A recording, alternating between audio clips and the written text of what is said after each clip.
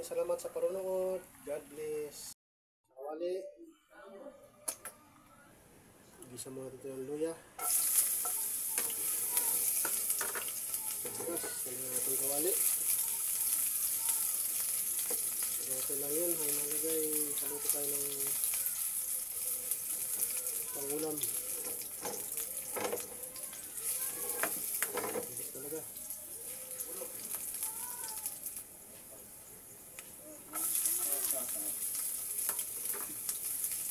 Sarap po yan. Ito yung sibuyas.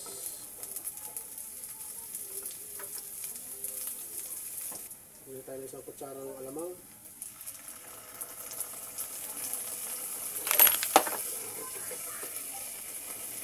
Ito. Igisa muna natin yung alamang. Pagkagisa ng alamang, isabay natin itong alimasag.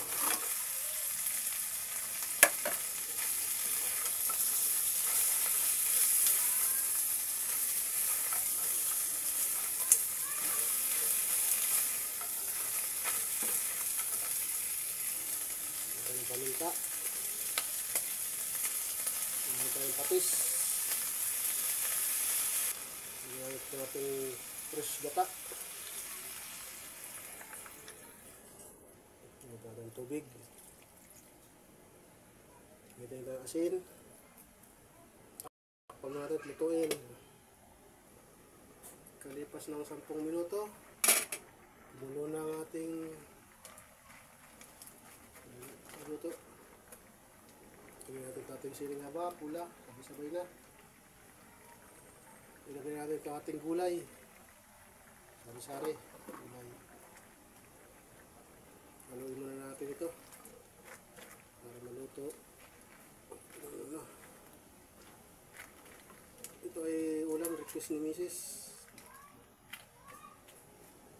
Natin niluto. Takpan natin muli. Mga 5 minutes. After ng 5 minutes, tingnan natin, tikman natin kung ayos na sa ating panlasa. Kung tayo na konting magic sarap, kapagdag kulang pa sa panlasa. Na, ito na ang ating ginataang alimasag with sari-saring gulay.